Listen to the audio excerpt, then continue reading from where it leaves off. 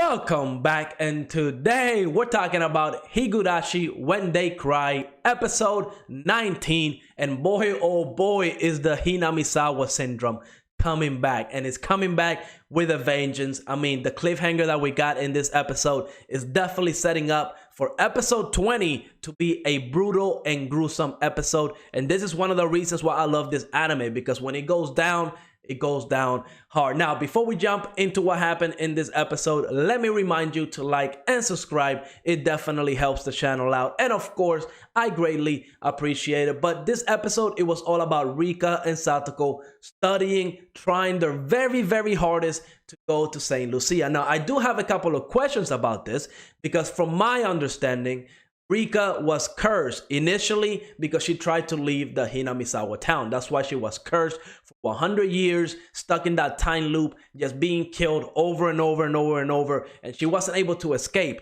And finally, right, thanks because of Keiichi and everybody, she was finally able to escape that fate, break the chains, the fate brought, right? And now that she's free of it, and now that she's happy and living a happy life, and nobody's coming after her, from what we know, the Hinamizawa syndrome was cured, and now she's trying to leave the town again. So unless this is like a flashback, I just don't understand why she would try to leave Hinamizawa town again and potentially be cursed again. And from what it looks like at the end of the episode, yeah, the Hinamizawa syndrome is coming back. So I don't even know what Rika is doing. Hopefully we get answers to that, or maybe somebody can explain it down in the comments below, because I just don't understand why Rika would try to leave again and potentially be cursed once again. I wouldn't do it. If I was Rika and I finally made it out of that loop, I would stay put in that town forever. Okay, I would not try to leave and go through that again. But hey, that's a whole nother problem that we're gonna have to talk about. But we see that Rika and Satoko, they study hard, they finally make it into the academy, and this is essentially where everything starts going wrong. Because while Rika is actually adapting to the whole culture of that school, right? She's very polite. She's talking like every other student is talking. We see that this school is a very prestigious school. A lot of big people come to this school, but Satoko, she's not really fitting in, right? She's very bored in class. She's not really paying attention, and her grades are like falling. She's definitely failing class, and I can kind of understand, right? Satoko just doesn't seem interested at all in going to school and studying the way that Rika does, right? Rika really wanted to go after this. That's her main goal, and that's why she's doing it. On the other hand, Satoko just wants to be close to Rika, but she doesn't like that lifestyle, right? She doesn't like the lifestyle of studying very hard and putting in the work that Rika is putting in, right? So she's definitely struggling. And once she went to the study hall, right, and the other student told her, like, look, if you're failing your classes, you're still at first year, you still have a chance, but if you don't make it out of here, if you don't raise your grades, you're gonna be stuck here. And man, I felt sorry for all those students that were in there, because they go to school doing regular hours, right? And that's already hard enough.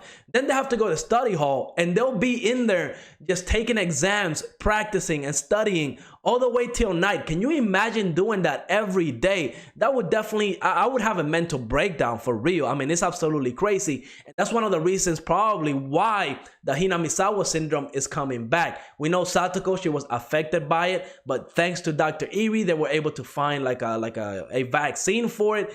And Satoko was cured, right? At least that's what we were told, that she was cured of the syndrome, but it's coming back. That's why it's going down in episode 20. This episode, it was really good. We got to see both characters and how essentially there's a wedge between them now, and that's the reason why the Hinamizawa syndrome is coming back. We know that Rika told Satoko that she wanted to spend, every day with her. They wanted to be together. That's the reason why Satoko started studying as hard as she did, because she wanted to be together with Rika. I mean, they've been close friends ever since episode 1. They've been together. They both suffered losses, right? They don't have parents. They're kind of like children living by themselves. They're the only family they got. They only got each other. So seeing Satoko coming into this school and not being able to adapt to the culture of it, that's the reason why the Hinamizawa is coming back. The Hinamizawa curse is coming back, and I'm pretty sure next episode is going to be a massacre. I can't wait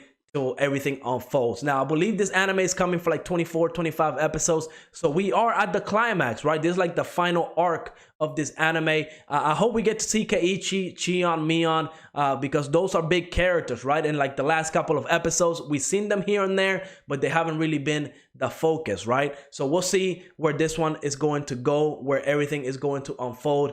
But honestly, I don't think Rika is going to get a happy ending. She's going to be cursed again for 100 years. I mean, dang, I feel bad for Rika. But honestly, if she tried to leave the town once again, at that point, it's kind of her fault. You know what I mean? But let me know in the comments, what did you thought of this episode? And like always, make sure to like, subscribe, and I will see you on the next episode.